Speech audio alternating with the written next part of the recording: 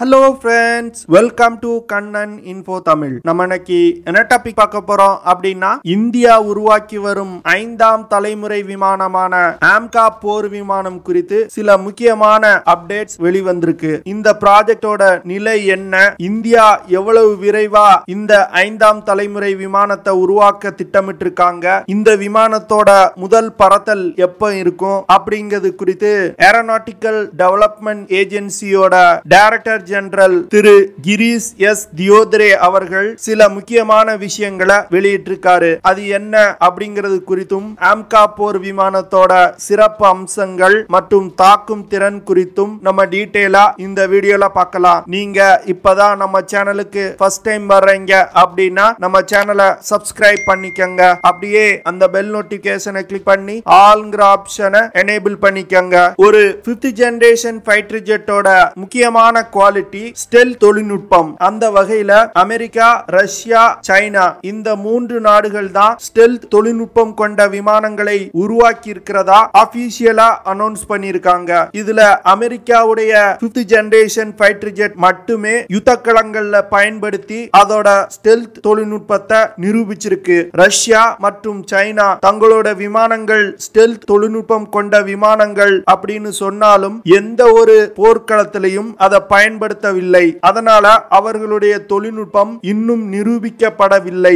இந்த 3 நாடுகள் தவிர ஒரு 5ஆம் தலைமுறை விமானத்தை உருவாக்குறதுல அதிக முனைப்பு காட்டி வருவது இந்தியா. ஏற்கனவே இந்தியா ரஷ்யாவுடன் இணைந்து Su-57 5th ஜெனரேஷன் ஃபைட்டர் ஜெட்டை உருவாக்கக்கூடிய ப்ராஜெக்ட்ல வேலை செஞ்சிருக்காங்க.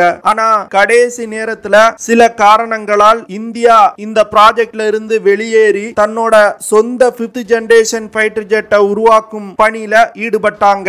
இந்தியாவுடைய 5th generation fighter jet programme 2009ல முதல்ல ஸ்டார்ட் செய்யப்பட்டது. ஆனா சமீப காலமா தான் இந்த ப்ராஜெக்டை இந்திய அரசாங்கம் துரிதப்படுத்த ஆரம்பிச்சிருக்காங்க.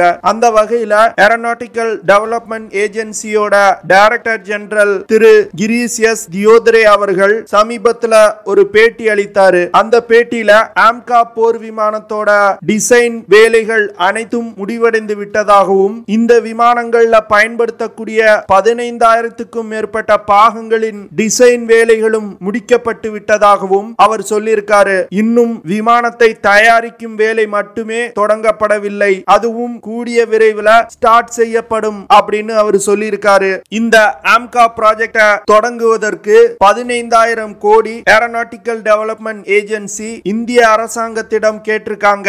இந்த 15,000 கோடி அப்படிங்கிறது அமெரிக்காவுடைய 5th generation fighter jet development புரோகிராமை விட மிகவும் குறைவு. அதாவது அமெரிக்கா தன்னோட முதல் 5th generation fighter ஜெட்டான F-22 raptor விமானத்தை உருவாக்குறதுக்கு 1,86,000 கோடி செலவு பண்ணிருக்காங்க.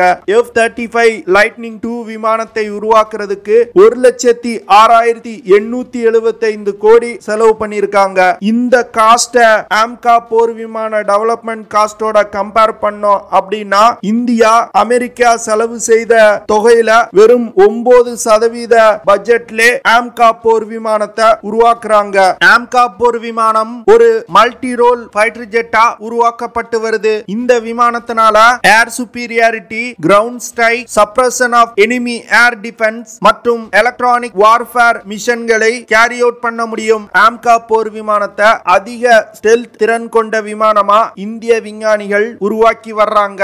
இந்த விமானத்தை எந்த ஒரு ரடார் மற்றும் ஏர் டிஃபென்ஸ் சிஸ்டத்தாலையும் கண்டுபிடிக்க முடியாத அளவுல உருவாக்கி வர்றாங்க. அப்படியே AMCA போர் விமானம் ரடார்கள்னால கண்டுபிடித்தாலும் விமானத்தை மறைந்து போக செய்யும் தொழில்நுட்பத்தையும் இந்தியா உருவாக்கி வர்றாங்க. ஸ்டெல்த் தொழில்நுட்பம் காரணமா AMCA போர் விமானத்தால எதிரிகளோட எல்லைக்குள் நீண்ட தூரம் ஊடுருவி சென்று தாக்குதல் நடத்த முடியும். ஸ்டெல்த் தொழில்நுட்பம் கொண்ட விமானங்கள் யுத்தத்தோட தொடக்கத்துல அதிகமா பயன்படுத்தப்படும். ஏன்னா எதிரிகளோட ஏர் டிஃபென்ஸ் சிஸ்டங்களை தாக்கி அழிப்பதற்கு ரடார்கள்னால கண்டுபிடிக்க முடியாத இந்த 5ஆம் தலைமுறை விமானங்கள் பயன்படுத்தப்படும். எதிரிகளோட ஏர் டிஃபென்ஸ் சிஸ்டங்களை இந்த விமானங்கள் தாக்கி அழித்த பிறகு மற்ற 4ஆம் தலைமுறை விமானங்களான LCA தேஜஸ் மற்றும் Su-30 விமானங்களை பயன்படுத்தி தாக்குதல்களை தொடர முடியும். இந்த காரணத்தினாலதான் ஸ்டெல்த் தொழில்நுட்பம் யுத்தத்தோட தொடக்கத்துல மிக முக்கியமான ரோல பிளே பண்ணும். ரஷ்ய விமானப்படை இப்போ உக்ரைன்ல அதிகமான இழப்பை சந்திப்பதற்கு காரணம் அவங்க 4ஆம் தலைமுறை விமானத்தை யுத்தத்தோட தொடக்கத்துல பயன்படுத்தியதுதான். அவங்களோட 5ஆம் தலைமுறை விமானமான Su-57 விமானத்தை யுத்தத்தோட தொடக்கத்துல களத்தில் இறக்காமல் விட்டது மிகப்பெரிய தவறு. 5ஆம் தலைமுறை விமானத்துல ஸ்டெல்த் திறனை அடைவதற்கு பலவிதமான டெக்னிக்ஸ் ஃபாலோ பண்ணப்படுது. இந்த டெக்னிக்ஸ் மூலமா இந்த விமானத்தின் மீது படும் ரடார், இன்ஃப்ராரெட் லைட் போன்ற விஷயங்களை இது ரிஃப்ளெக்ட் செய்யாது. இதன் மூலமா இந்த விமானத்தை டிடெக்ட் செய்யவோ ட்ராக் செய்யவோ முடியாது. AMCA போர் விமானத்துல ஸ்டெல்த் திறனை அதிகரிப்பதற்கு சர்பென்டைன் ஏர் இன்டேக் சிஸ்டம் பயன்படுத்தப்படுது. இந்த சிஸ்டம் விமானத்தோட இன்ஃப்ராரெட் சிக்னேச்சரை குறைக்க உதவும். இரண்டாவதா internal smart weapon bays system பயன்படுத்தப்பட உள்ளது. அதாவது 4ஆம் தலைமுறை விமானத்துல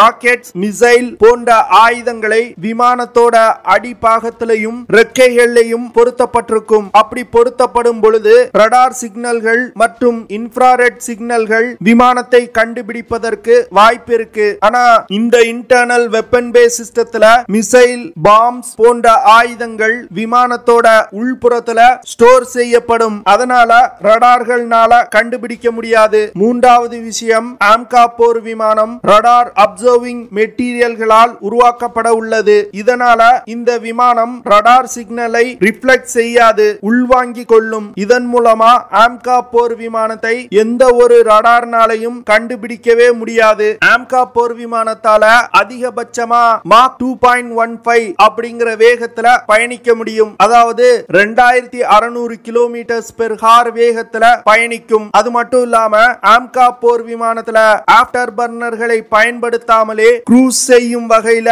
உருவாக்கப்பட உள்ளது. AMCA போர் விமானத்துல சிங்கிள் சீட்டர் மற்றும் டபுள் சீட்டர் கொண்ட விமானங்கள் உருவாக்கப்பட உள்ளது. இந்த விமானம் 17.6 மீட்டர் நீளமும் 11.13 மீட்டர் விங் ஸ்பேனும் கொண்ட விமானமா உருவாக்கப்பட உள்ளது. விங் ஸ்பேன் அப்படிங்கிறது விமானத்தோட ஒரு ரெக்கை முனையிலிருந்து அடுத்த ரெக்கை முனை வரை உள்ள தூரம். இந்த விமானத்தோட உயரம் 4.5 மீட்டர். AMCA போர் விமானம் அதிகபட்சமா 25,000 கிலோ எடையை சுமந்து கொண்டு பறக்கும் வகையில வடிவமைக்கப்பட உள்ளது. இந்த விமானத்தால 6,500 கிலோகிராம் எடை கொண்ட மிசைல்ஸ், பாம்ஸ் போன்ற ஆயுதங்களை சுமந்து சென்று தாக்குதல் நடத்த முடியும். AMCA போர் விமானத்தால 1620 கிலோமீட்டர் தூரம் வரைக்கும் சென்று தாக்குதல் நடத்த முடியும். இந்த விமானத்தால அதிகபட்சமா 65,000 அடி உயரம் வரைக்கும் பறக்க முடியும். AMCA போர் விமானத்தால அதிகபட்சமா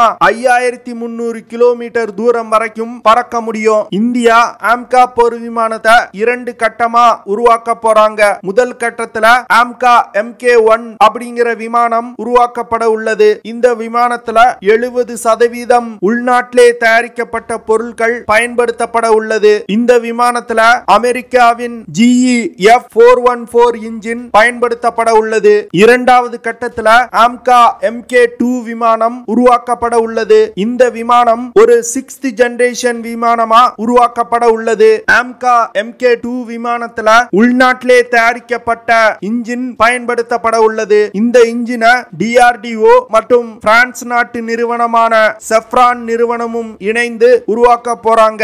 இந்த இன்ஜின் 125 கிலோ நியூட்டன் த்ரஸ்ட் கொண்டதா இருக்க போகுது. இந்தியா AMCA MK1 விமானங்களை கொண்டு 2 ஸ்குவாட்ரன் படையணிகளை உருவாக்க போறாங்க. AMCA MK2 விமானங்களை கொண்டு 5 ஸ்குவாட்ரன் படையணியை உருவாக்க போறாங்க. இதன் மூலமா 6ஆம் தலைமுறை விமானங்கள் இந்திய விமானப்படையில் இணைக்கப்படும். அடுத்து இந்த விமானத்துல பயன்படுத்தப்படும் ஆயுதங்களை பத்தி பார்க்கலாம். இந்த விமானத்துல 23mm Kannan பொருத்தப்பட்டிருக்கு. AMCA போர் விமானத்துல பல்வேறு விதமான ஏர் டு ஏர் மிசைல்கள் பயன்படுத்தப்பட உள்ளது. குறிப்பா சொல்லணும் அப்படின்னா அஸ்த்ரா IR, அஸ்த்ரா MK2 முதல் அஸ்த்ரா MK3 வரைக்கும் இந்த விமானத்துல இணைக்கப்பட உள்ளது. ஏர் டு கிரவுண்ட் மிசைல்களான பிரம்மோஸ் NG, சாண்ட், ருத்ரம் 1 போன்ற மிசைல்கள் இதுல பயன்படுத்தப்பட உள்ளது. AMCA போர் விமானத்துல long range bombs, precision guided units போன்ற பல்வேறு ஆயுதங்கள் பயன்படுத்தப்பட உள்ளது. Aeronautical development agency Tejas MK2, டெட்பஃப் மற்றும் AMCA இந்த 3 ப்ராஜெக்ட்ஸையும் ஒரே நேரத்துல எக்ஸிக்யூட் பண்ண போறாங்க. இதன் மூலமா 3 அதிநவீன விமானங்கள் இந்திய படையில் இணைக்கப்பட உள்ளது. இந்த 3 விமானங்களும் உருவாக்கப்பட்டுச்சு அப்படின்னா இனி இந்தியா விமானத்திற்காக வெளிநாடுகளை நம்பி இருக்கும் நிலை மாற்றப்படும். AMCA போர் விமானத்தை 2024 வருடம் அறிமுகப்படுத்த உள்ளாங்க. இந்த விமானத்தோட முதல் பறத்தல் 2025 வருடம் நடக்கும் அப்படின்னு ஏரோநாட்டிக்கல் டெவலப்மெண்ட் ஏஜென்சியோட டைரக்டர் ஜெனரல் திரு கிரீஷ் எஸ் தியோத்ரே அவர்கள் தெரிவிச்சிருக்காரு. தொழில்நுட்பம் கொண்ட விமானத்தை உருவாக்கிய 4வது நாடு அப்படிங்கிற பெருமையை கூடிய விரைவில் இந்தியா பெறும் அப்படிங்கிறது என்னோட நம்பிக்கை. உங்களோட கருத்து என்ன அப்படிங்கறத கமெண்ட்ல லீவ் பண்ணுங்க. ஓகே ஃப்ரெண்ட்ஸ், நம்ம வீடியோவோட நிறைவு பகுதிக்கு வந்துட்டோம். இதெல்லாம் தான் நான் உங்ககிட்ட ஷேர் பண்ணணும் அப்படின்னு நினைச்ச விஷயங்கள். ஐ ஹோப் நான் ஷேர் பண்ண விஷயங்கள் உங்களுக்கு பிடிச்சிருக்கும்னு நினைக்கிறேன். அப்படி பிடிச்சிருந்துச்சுன்னா ஷேர் பண்ணுங்க, லைக் பண்ணுங்க, கமெண்ட் பண்ணுங்க. மறக்காம நம்ம சேனலுக்கு சப்ஸ்கிரைப் பண்ணுங்க. அப்படியே அந்த பெல் நோட்டிபிகேஷனை கிளிக் பண்ணி ஆல்ங்கிற ஆப்ஷனை எனேபிள் பண்ணிக்கங்க. See you in the next video. Jai Hind.